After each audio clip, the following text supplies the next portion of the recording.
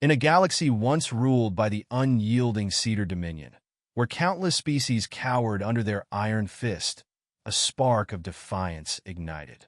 Humanity, dismissed as insignificant, rose from the ashes of oppression to challenge the mighty empire. With fierce determination and unparalleled adaptability, they forged alliances with the galaxy's oppressed and turned the tide of war. The Cedar, believing their dominance unshakable, underestimated the humans' resolve. The battle for freedom became a galaxy-wide rebellion, culminating in a final push to dismantle the Dominion's heart. As the Empire crumbled, a new age of unity and hope began. But with victory came the daunting task of rebuilding a shattered galaxy. Amid political turmoil and lingering fears, the future remains uncertain. Will the fragile alliance of free worlds hold, or will the shadows of tyranny rise again? The fate of the galaxy hangs in the balance. The galaxy was an ancient and vast expanse, a place of infinite stars and countless civilizations that had risen and fallen over billions of years. It was a region shaped by the ebb and flow of countless empires, species, and cultures, all struggling to carve out their place in the cosmic landscape. In the heart of this galaxy was the Cedar Dominion, an empire that had long held dominion over a vast swath of space, exerting control over thousands of worlds. Their influence was far-reaching, and they were known for their unyielding grip on power, using their superior military might to maintain order and enforce their rule. The Cedar were a sleek, avian-like species with cold, calculating minds and a ruthless drive for domination. Their appearance, marked by elegant feathers and piercing eyes, was a symbol of both beauty and intimidation. For millennia, they had remained unchallenged in their control over vast sectors of the galaxy. Their advanced technology, fleets of powerful warships, and well-trained soldiers ensured that no one dared defy them. Entire civilizations had been brought to heel, assimilated into the Dominion's cold, unforgiving system, and their cultures erased in the name of order and supremacy. At the heart of this empire, the Cedar believed in their superiority over all other species. They viewed their dominion as an eternal empire, a force of nature that could not be toppled. Their leaders, the high-ranking officials and military commanders, were absolute in their authority, dictating the future of countless subjugated worlds. The Cedar had built their empire upon fear, making it clear that resistance was futile. Any species that dared to rebel or resist their rule would be crushed without mercy. This ideology was deeply ingrained in their culture and their belief in their own destiny to rule the galaxy. In this cold, unyielding galaxy, however, the Cedar's gaze fell upon humanity with disdain. When humans first ventured beyond their homeworld, the Cedar dismissed them as another primitive species, nothing more than a passing curiosity. They saw humanity's early technological advancements as nothing compared to their own sophisticated technologies. The Cedar had no reason to fear this new race and regarded them as little more than a fleeting anomaly in the grand scheme of the galaxy. It was their belief that humanity would, like so many before them, eventually be absorbed into the Dominion, becoming just another part of the great empire. Yet, what the Cedar could not anticipate was humanity's incredible ability to adapt. The humans, driven by their relentless curiosity and resourcefulness, began to overcome the challenges of space. They turned inhospitable planets into thriving colonies, built fleets from the remnants of forgotten wars, and developed technologies that were not only competitive, but often surpassed the Cedar's own. The Cedar could not fathom that this so-called primitive species would one day rise to challenge their empire. They underestimated humanity's potential, a mistake that would eventually lead to their downfall. Humanity's first real confrontation with the Cedar Dominion came when the Cedar sent diplomats to Earth, offering their so-called protection. It was a veiled threat wrapped in diplomatic language, a proposal meant to solidify the Dominion's control over Earth and its people. The Cedar expected the humans to bow to their superior power, as countless species had done before. Their offer was not one of friendship or alliance, but one of subjugation, dressed in the guise of benevolence. The Cedar, confident in their dominance, believed that humanity, like all other species, would eventually fall in line with their dictates. However, the humans rejected the Cedars' offer outright, an act of defiance that shocked the Dominion. Rather than bowing to their overwhelming might, humanity had the audacity to reject them. It was a move that would set the course for the future of both civilizations. The Cedar, unable to comprehend the boldness of such a refusal, reacted swiftly and harshly. They launched the first strike, targeting a human outpost on the edge of Federation space, reducing it to ashes with a devastating bombardment. The Cedar believed this show of force would break humanity's spirit, bringing them to heel like so many species before them. But instead of submission, they were met with defiance. The human response was immediate and brutal. The Cedar had underestimated humanity's resolve and capacity for resistance. What the Dominion saw as a quick victory turned into a bloody struggle. Humanity's military, once focused on exploration, was quickly retrofitted for combat. Ships once designed for peaceful voyages were now equipped with weapons and armor. Colonies previously unprepared for war fortified their defenses, and alliances were forged with other oppressed species who had long suffered under the Dominion's rule. These alliances, born from necessity and survival, would prove to be a pivotal factor in the coming conflict. Word of humanity's resistance spread quickly across the galaxy.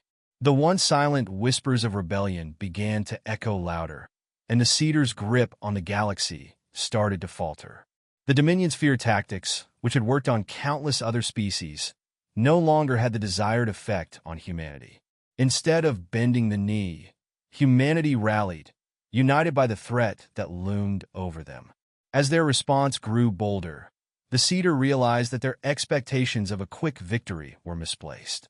Humanity was not a species that could be easily crushed or assimilated. They were willing to fight and to sacrifice everything to preserve their freedom. The Cedar, still confident in their ultimate victory, believed they could crush humanity as they had crushed so many others before them. But they had miscalculated. They had failed to recognize the depth of human resilience and the strength that came from their alliances with other subjugated species. The Dominion's underestimation of humanity's spirit would lead to a war unlike any the galaxy had seen before, one that would alter the balance of power and challenge the very foundation of the Cedar Empire. The Cedar might have had the technology and the numbers, but humanity had something they had never expected: the will to fight for their freedom. The attack on the colony of Orion marked a turning point in the escalating conflict between humanity and the Cedar Dominion. Orion, a thriving mining world located in the Sirius system, was home to millions of humans and allied species. It was a vital outpost for the United Colonies, and its fall would have significant consequences for the human presence in the galaxy. The Cedar, seeking to make an example of humanity's defiance, descended on the colony without warning, launching a brutal assault that shattered the peace.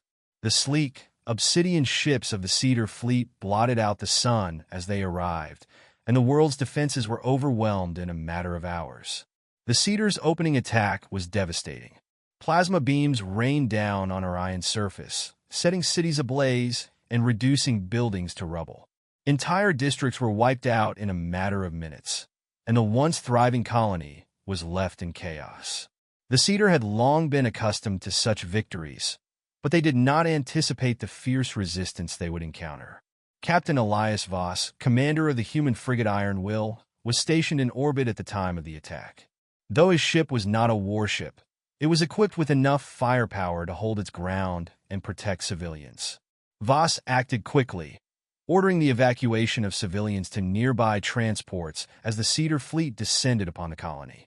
As the battle raged above, Voss's orders were clear: defend the colony for as long as possible. The Iron Will maneuvered through the Cedar fleet's formation, targeting the rear lines of their warships and striking with precision.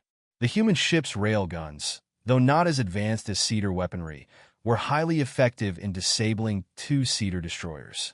The battle was uneven, with the Cedar fleet vastly outnumbering the human forces. The Iron Will sustained heavy damage, its hull buckling under the strain of repeated hits. Yet, despite the overwhelming odds, the crew of the Iron Will continued to fight back, refusing to surrender to the Cedar. When the last civilian transport finally managed to escape into hyperspace, Captain Voss made the difficult decision to retreat. The colony of Orion was lost, but the battle was far from over. The Cedar might have won the engagement, but their victory came at a price. The human resistance, symbolized by the Iron Will's defiance, became a rallying cry for others across the galaxy. Stories of the ship's bravery spread quickly, igniting a fire of rebellion among humanity's allies and other oppressed species who had suffered under Cedar rule. The Cedar had expected Orion to be a symbol of humanity's submission, but it instead became a symbol of defiance. Though the destruction of Orion was a significant loss for humanity, it marked the beginning of something far greater, a unified resistance that would challenge the Cedar Dominion like never before. The Iron Will and its crew became legends, and their actions inspired countless others to rise up. The Cedar had underestimated the resolve of humanity, and their heavy-handed tactics would soon provoke a galaxy-wide rebellion. The spark of defiance had been lit, and it would continue to burn brightly in the hearts of all those who sought freedom from the Dominion's grasp. The news of the Cedar's brutal attack on Orion reached Earth within mere hours, sending shockwaves through the united colonies of humanity. The destruction of a thriving human colony by the Dominion was not just an act of war. It was a declaration of humanity's potential annihilation. The United Colonies convened an emergency summit, where its leaders gathered to decide the next steps. The meeting took place in a subterranean chamber beneath the city of New Geneva, a secretive setting befitting the gravity of the situation. As holograms of shattered cities and fleeing transports flickered above the table, a grim silence filled the room. President LRA Kalen addressed the assembly with a mixture of steely resolve and unwavering determination. She made it clear that the Cedar believed they had broken humanity's will, that they had silenced them with their attack. But she also emphasized that the Cedar had miscalculated. Humanity did not bend to tyranny. Instead, they rose when confronted with oppression. The loss of Orion was devastating, but it only served to strengthen humanity's resolve. The Cedar's hopes of easy submission had been shattered, and now the fight for freedom would intensify. Kalen's words resonated deeply with the leaders in the room, who recognized that this moment could either mark their extinction or the beginning of a new era of resistance.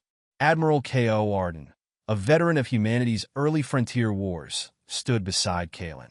His mere presence instilled confidence in the room, and his voice carried the weight of experience. Arden spoke of the Cedar's reliance on fear to maintain control over their vast empire, a tactic that had worked for centuries. But fear, he reminded the assembly, was a double-edged sword. If the Cedar sought to use fear to subjugate humanity, they would soon find that the weapon could be turned against them. The war would not be a simple affair, but it was one that humanity was prepared to wage. The Cedar had made a fatal mistake by underestimating the will of the human spirit. In response to the crisis, humanity's industrial might shifted into full war production. Shipyards in the asteroid belt, once dedicated to peaceful endeavors, now churned out warships bristling with weapons. Engineers on Luna worked tirelessly to develop advanced shield systems and railgun technology, while on Mars, scientists refined experimental plasma disruptors capable of piercing the Cedar's formidable defenses. These new weapons, forged from the lessons of past conflicts, would prove crucial in the coming battles. Humanity's technological capabilities, once seen as primitive by the Cedar, had advanced at an astonishing rate. The Dominion had not anticipated such rapid innovation, and now it would face the full force of humanity's ingenuity.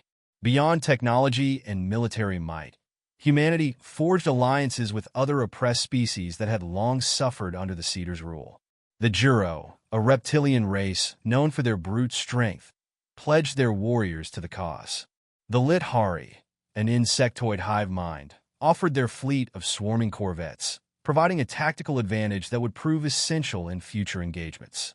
These species, once kept under tight control by the Cedar, now stood united with humanity. The coalition, as it was called, was not built on politics but on survival. Together, these diverse forces formed a powerful and united front that would challenge the Cedar's dominance. With each passing day, the Coalition's strength grew, and the Cedars' grip on the galaxy weakened, signaling the beginning of a galaxy-wide rebellion that would soon shake the foundations of the Dominion. The Coalition's first major strike came when they set their sights on Sane Station, a critical Cedar logistics hub orbiting a dying star. The station was vital for the Dominion, serving as a key waypoint for their fleets, and its destruction would cripple their ability to maintain a presence in the sector. Admiral K.O. Arden, leading the Coalition's fleet, knew that taking down the station was not just a tactical move, but also a message to the Cedar. They had already underestimated humanity once, and now they would face the consequences of that mistake. The Coalition had to hit fast and hard, ensuring that the Cedar supply lines were cut and their influence in the region shattered. The Coalition fleet emerged from hyperspace with precision, catching the Cedar defenders off guard. The human dreadnoughts, armed with plasma disruptors, were the first to strike, unleashing their devastating energy beams on the station's shields. These beams pierced through the station's defenses with ease, and within moments, the Cedar defenders scrambled to respond. Despite the overwhelming odds, the Coalition strategy was deliberate. The Juro war barges, massive and heavily armored, rammed into Cedar destroyers, effectively disabling their ships before unleashing deadly broadsides. The Lithari, with their smaller, more agile corvettes, swarmed the battlefield, striking at the Cedar's weak points and causing chaos within their formation. Captain Elias Voss, part of the ground assault team, led his soldiers into the heart of the station.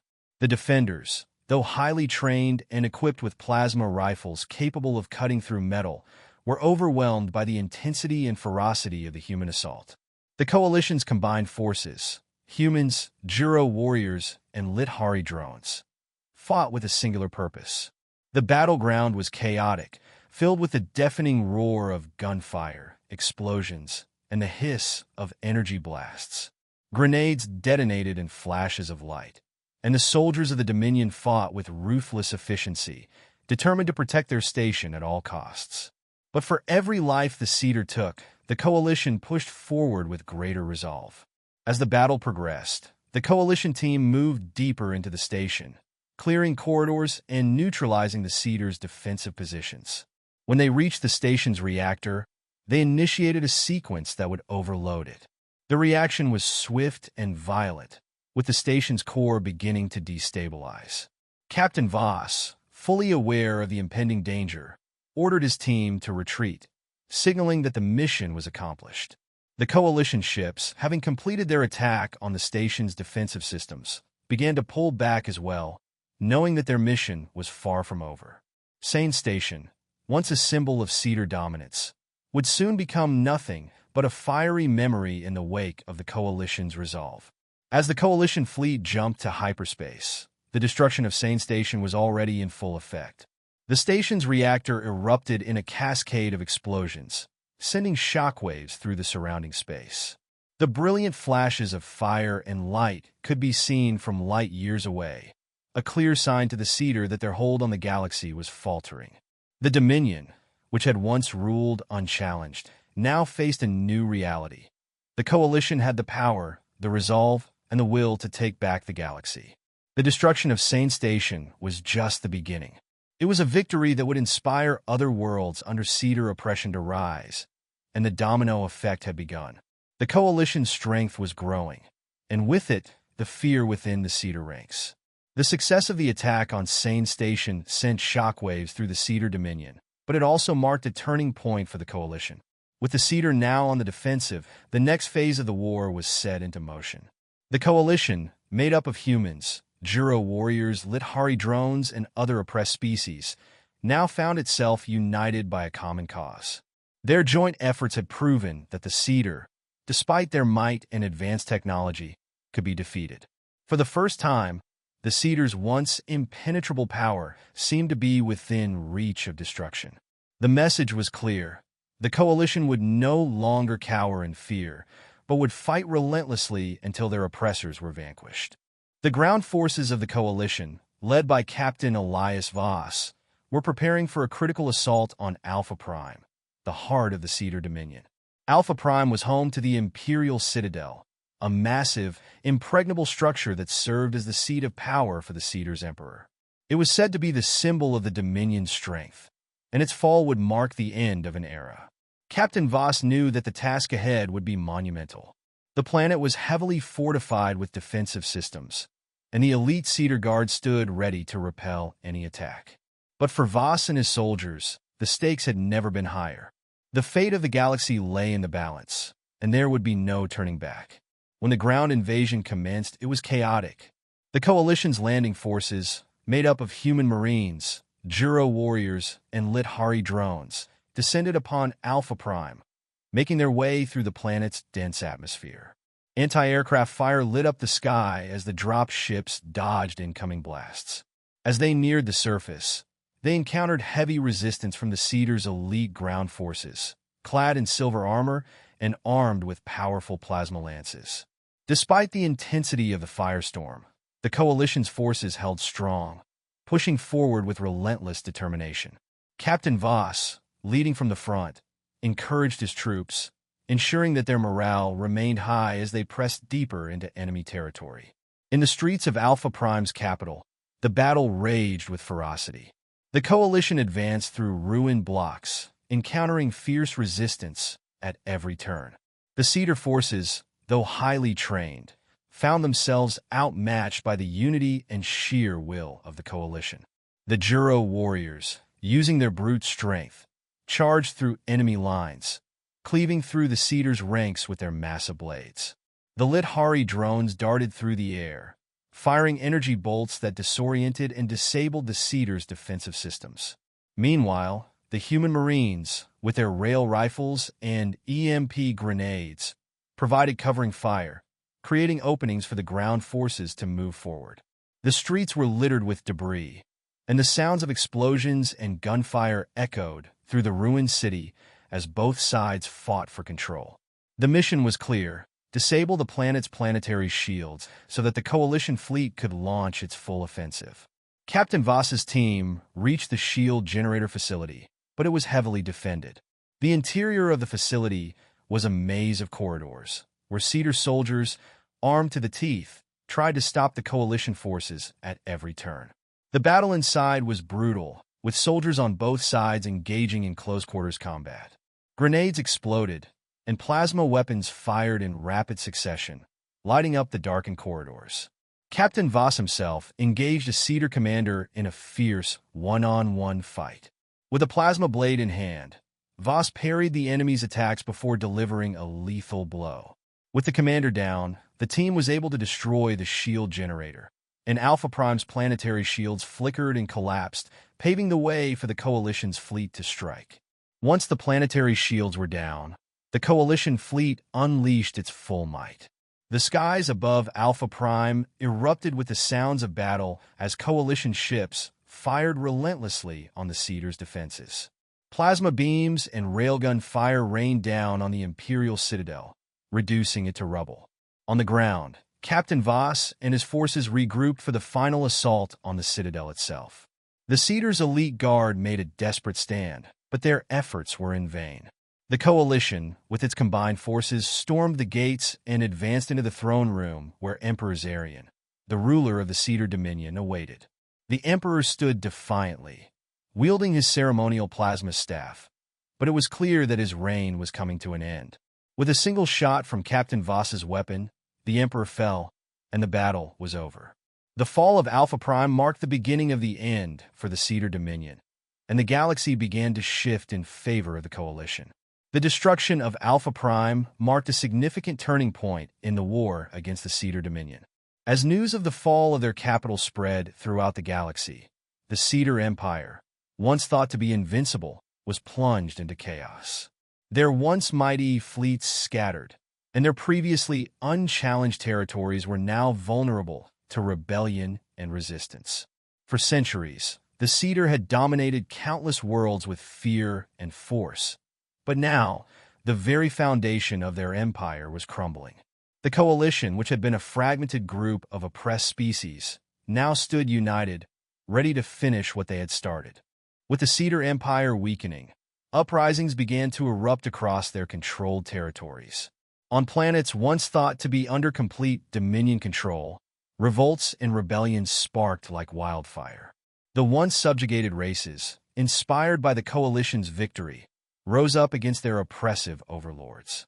The Threes, a race of enslaved workers, staged a rebellion on the mining planet Callus, overthrowing their Cedar captors and declaring their independence. The Cedars' response was swift and brutal, deploying fleets to quash these uprisings, but their forces were stretched thin, and they could no longer suppress the revolts with the same efficiency they once had. For every uprising they quelled, two more appeared, fueled by the hope of freedom. The Coalition was quick to exploit the Cedars' vulnerabilities. They provided supplies, weapons, and resources to these rebellion movements, enabling them to strike harder at the Dominion's remaining strongholds. The fall of Alpha Prime had not just been a military victory. It had become a symbol of what was possible when the oppressed stood together. More and more planets joined the rebellion, and the Cedar found themselves fighting not only against the Coalition, but also against a growing wave of internal dissent. The once unified Dominion began to fracture, with each new uprising further weakening their ability to maintain control. As the Cedars' grip on their empire loosened, the Coalition continued to press their advantage. The war, which had once seemed like an insurmountable challenge, now felt within reach of victory. The Coalition forces, now experienced and battle-hardened, took advantage of every opportunity to strike. They launched a series of coordinated attacks on key Cedar military installations, targeting supply lines and crippling their remaining defenses. The Coalition's unity and determination became their greatest strength. They had proven that they could defeat the Cedar on both the battlefield and in the hearts and minds of the galaxy's oppressed populations. The defeat of the Cedar Dominion was no longer a matter of if, but when. The once mighty empire, which had held dominion over the stars for millennia, was now on the brink of collapse. Their fleets scattered, their territories in disarray, and their once unshakable authority shattered. The Cedar could no longer maintain the control they once wielded with impunity. The war had evolved from a desperate fight for survival to a campaign for liberation. The Coalition had not only beaten the Cedar, they had set the stage for a new era in the galaxy, where freedom and unity replaced fear and oppression. The fall of the Dominion was inevitable, and the galaxy began to imagine a future free from the yoke of tyranny.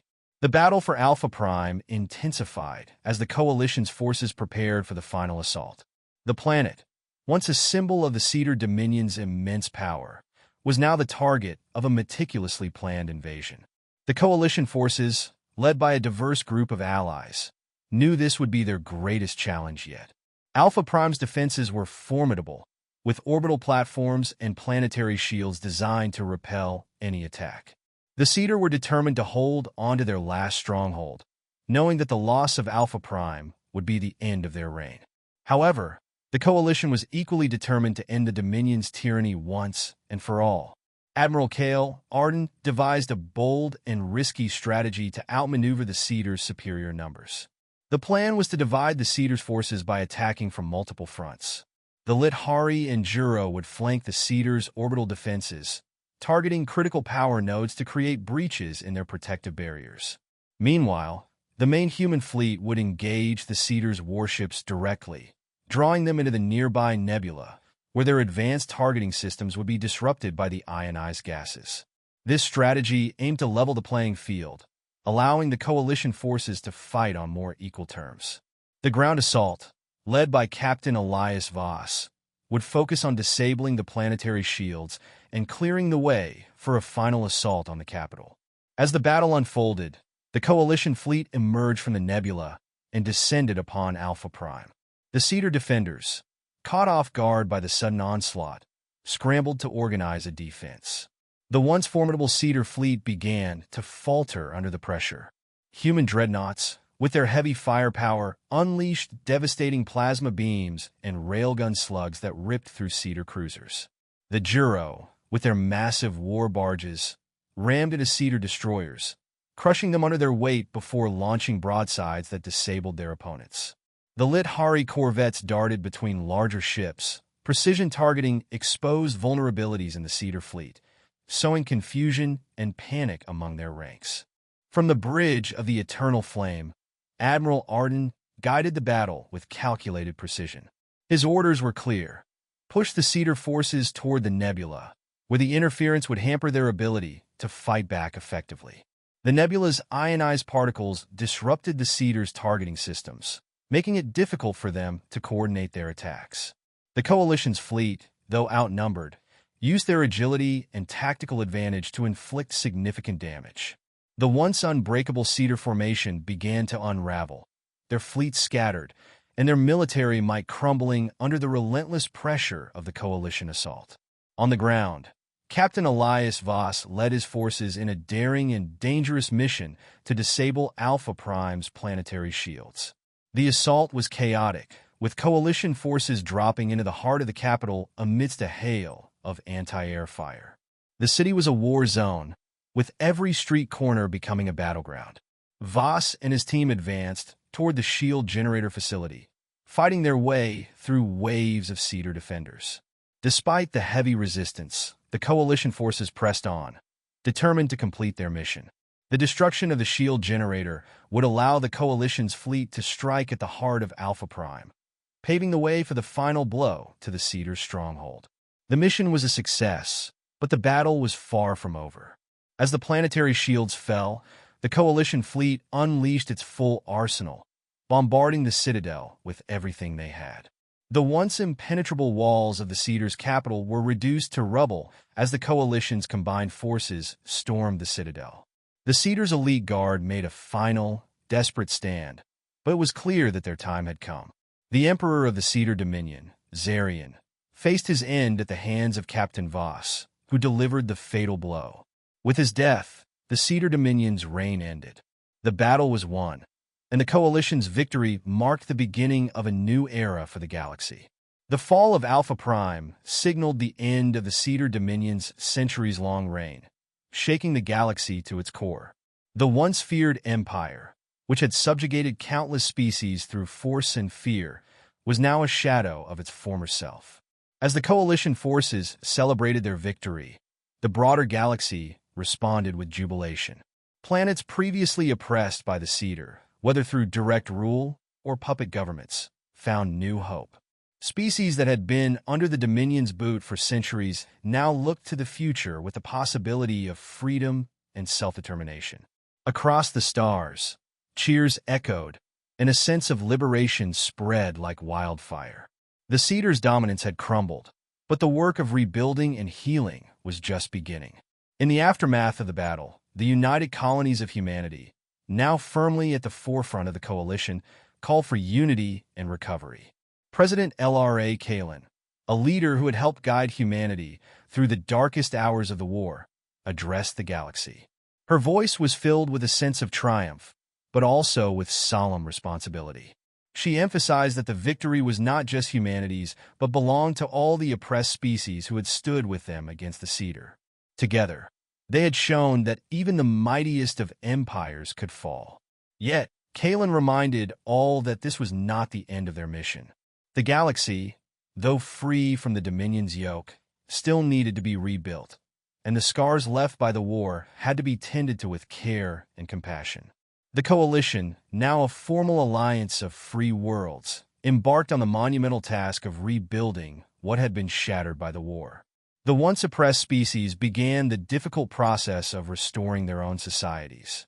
The Juro, once slaves to the Cedar, returned to their ancestral worlds, reclaiming lands that had long been taken from them. The Lit-Hari, with their intricate hive networks, expanded their territories and began re-establishing their connection with the stars. Humanity, having emerged as a leader in this new era, offered both its resources and expertise to assist in the reconstruction efforts across the galaxy. The war had cost them dearly, but their unity and resilience gave them the strength to face the challenges ahead. While rebuilding began, many leaders in the Coalition remained aware that the Cedar Dominion's collapse didn't mean peace had settled across the galaxy. There were still remnants of the Dominion scattered throughout the galaxy, holding on to their old ways. These factions, loyal to the fallen empire, continued to resist the new order. Some were scattered mercenaries or rogue military groups, while others were planets still under the Dominion's influence, either through fear or allegiance. The task of eradicating these last vestiges of tyranny was daunting. However, with the victory at Alpha Prime, the Coalition was emboldened and prepared to face whatever remnants of the Dominion's influence remained, knowing that the freedom they had fought for was worth every sacrifice. Admiral Cale Arden, now a living legend, stood on the bridge of the Eternal Flame, reflecting on the sweeping changes the galaxy had undergone. The Federation of Free Worlds had become a beacon of hope, but there was much work to be done. Arden knew that the galaxy, though united in the pursuit of freedom, would require constant vigilance. There would always be those who sought to return to the old ways, but as long as there were those who stood against oppression, the spirit of resistance would remain alive. He understood that their victory had been hard-won and that it was their responsibility to ensure that the sacrifices made would not be in vain. The galaxy now had a chance to heal, but peace, he knew, would always require the efforts of those willing to protect it. The fall of the Cedar Dominion marked a monumental turning point in the galaxy's history, but its leaders, particularly the surviving military commanders and political figures, were not easily deterred. Although their empire was crumbling, the remnants of the Cedar military remained determined to restore their lost glory. A number of these commanders, unwilling to accept their defeat, began forming alliances with scattered Cedar forces and remnants of their colonies. These factions, which had once been part of the Dominion, were now fighting for survival, hoping to regroup and regain their previous power. Despite the Coalition's victory, these forces were a constant threat, always seeking to destabilize the fragile peace that had begun to take hold in the galaxy. While these factions continued to resist, a new order was emerging among the Coalition. The initial unity formed through mutual survival was gradually transforming into a more structured political alliance. While each species in the Coalition had their own cultures and histories, they had been united by the shared cause of defeating the Cedar Dominion.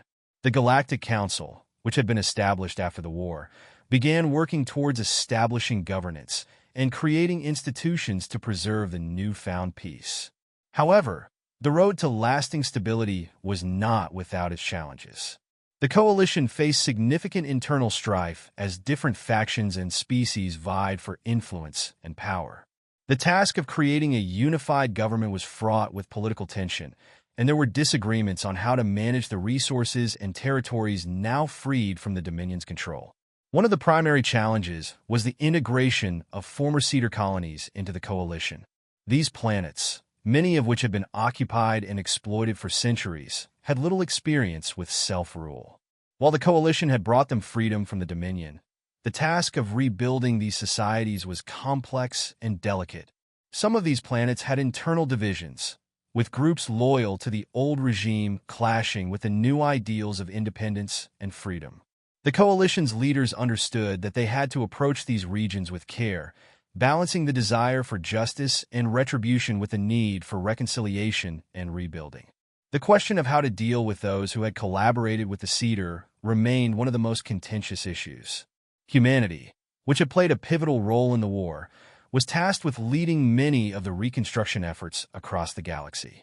Though they had lost much during the conflict, they were uniquely positioned to help rebuild both physically and politically. Their technological advancements, forged in the fires of the war, made them valuable allies in the rebuilding process. Yet, their leadership came with both admiration and suspicion. Many of the species in the Coalition respected humanity for their bravery and innovation, but there were also concerns about their growing influence. Despite these concerns, humanity remained steadfast in its mission to help the galaxy heal. Driven by a sense of responsibility and a commitment to the freedom they had fought so hard to secure. Admiral Cale Arden, whose leadership had been instrumental in the Coalition's success, became a symbol of the new era. His role, however, was not only as a military commander but as a diplomat and statesman. He understood the delicate balance between maintaining security and fostering cooperation among the different species. As the galaxy continued its efforts to rebuild, Arden often found himself navigating political minefields, trying to maintain unity within the coalition while keeping the remnants of the Cedar Dominion at bay. The galaxy, now freed from the shackles of tyranny, was entering a new phase of its history, and Arden's leadership would be crucial in ensuring that this fragile peace endured. Despite the ongoing threats, there was a growing sense of optimism in the galaxy, driven by the belief that a new era of cooperation and mutual respect could emerge from the ashes of war. The fall of the Cedar Dominion not only marked the collapse of an oppressive empire, but also brought about the emergence of a new, fragile political order. With the dissolution of the Dominion, the power vacuum left in its wake ignited a wave of reform and reconstruction. The coalition, initially formed to overthrow the Cedar, now faced the enormous task of rebuilding the galaxy. The coalition's leadership, while united in purpose, struggled to address the vast differences in the needs and priorities of its diverse member species. With many worlds still recovering from the war, the challenges of uniting so many different cultures under one banner were immense. In the immediate aftermath of the war, the coalition's primary focus was rebuilding the infrastructure that had been ravaged during the conflict. Planets, stations, and star systems had been decimated by battles, bombings, and uprisings. The economic collapse left many regions struggling to survive. While humanity played a leading role in the reconstruction effort, the species that had fought alongside them, such as the Lithari, Juro, and Thriss, all contributed their unique resources. Humanity's advanced technology was key to the restoration of vital systems, while the Juro's strength and Lithari's adaptable technologies were indispensable in rebuilding armies, security, and defense systems. Despite these efforts, rebuilding efforts were not always smooth, as internal strife and a lack of resources hindered progress in many places. At the same time, political factions began to emerge within the coalition. While many were united by a common enemy during the war, their reasons for fighting and their goals for the future often differed. The Lithari, for example, were eager to expand their hive networks and increase their influence in the galaxy, while the Juro focused more on securing their people's future and rebuilding their shattered homelands. Humanity, with its growing influence and resources, was viewed by some as a stabilizing force, but others feared that their rapid rise could shift the balance of power within the coalition. The potential for infighting was always present, as each species had different expectations and ambitions for the future of the galaxy. Despite these tensions, the idea of a united galaxy remained strong among the leaders of the coalition. While some factions were more radical in their approach, the majority believed in the importance of fostering cooperation and diplomacy. This vision was embodied by the leaders of the coalition, especially President LRA Kalen, who worked tirelessly to maintain peace and build a foundation for the future. However, the realities of such a vast and diverse coalition were ever present. Building a new government structure that could cater to the needs of every member species proved to be a long and complicated process. Each species had its own historical grievances, cultures, and expectations, making it difficult to establish a unified system of governance. The rebuilding of the galaxy was not only a physical challenge, but a cultural one as well. The Cedar had imposed their will on many worlds, suppressing local customs, languages, and identities. The task of reasserting these identities and restoring cultural pride was a key part of the reconstruction process. However, this also led to resistance from groups that had been more willing to accept Cedar rule, either due to the security they offered or because they had become ingrained in the system. These tensions created pockets of unrest, which threatened to destabilize the fragile peace that had been achieved. Yet, despite these challenges, the coalition held firm in its belief that a new, cooperative galaxy was possible, one where freedom and unity could thrive together. With the defeat of the Cedar Dominion and the collapse of their empire, the galaxy was left in a state of flux. The once unchallenged power of the Cedar had been broken, and the galaxy was left to grapple with the aftermath of the war. The coalition, now a formal alliance of free worlds, had won the battle for freedom, but the true challenge lay ahead in forging a new future. As the dust settled and the warships returned to their stations, the question of how to rebuild the galaxy lingered. This new era was defined not by conquest, but by cooperation, as various species came together to establish a new order that embraced the ideals of freedom, unity, and mutual respect. In the wake of victory, the coalition had to quickly move from fighting a common enemy to managing the complex political landscape they had created. Different factions, once united by the need to defeat the Cedar, now had their own agendas and priorities. The leaders of the Juro, Lithari, and other species involved in the war had different visions for the future of the galaxy, each rooted in the specific histories and cultures of their people. Some longed for power and territorial expansion, while others sought peace and stability above all else. It was clear that achieving lasting unity would require delicate negotiations, careful diplomacy, and, above all, time. There was no clear roadmap to guide them, and the path forward was uncertain. Humanity, now a central force in the new order, found itself at the forefront of this diplomatic struggle. Its rapid rise in influence during the war, marked by its technological advancements and military prowess, made it a key player in the new galactic politics. However, this newfound power came with its own challenges. While many species looked to humanity for leadership, others resented the speed with which it had asserted its presence. Some saw humanity's growing influence as a threat to the fragile balance of power, and tensions began to rise. Despite this, humanity's leaders, particularly President LRA Kalin, understood the importance of maintaining the unity of the coalition. She worked tirelessly to ensure that the voices of all species were heard and that no single race dominated the new order. As the political landscape stabilized, the task of rebuilding the physical infrastructure of the galaxy became a monumental endeavor. Entire planets, once the heart of the Cedar's power, lay in ruins, their cities reduced to ashes. The coalition's resources were stretched thin, but the species united under its banner poured everything they had into the effort. Humanity provided much-needed technological expertise and resources, helping to reconstruct cities, repair star systems, and re-establish vital trade routes. Meanwhile, the Juro and Lithari focused on their own people's recovery, rebuilding their worlds and ensuring the survival of their species. The task was monumental, but it was driven by a shared desire to create something better than what had existed before. Despite the progress, the shadow of the Cedar still loomed over the galaxy. Although the Dominion had fallen, the memory of its oppressive rule remained fresh in the minds of many. Some former Cedar allies sought to regain their lost power, while others feared retribution from former rulers. The coalition understood that true peace would not be possible without addressing these deep-rooted fears and traumas. It was clear that while the galaxy had achieved victory, the struggle for a better future was far from over. The end of the Cedar Dominion marked not just the fall of an empire, but the beginning of a new chapter, one in which the galaxy had to learn from the mistakes of the past and build a future that was truly free and just for all.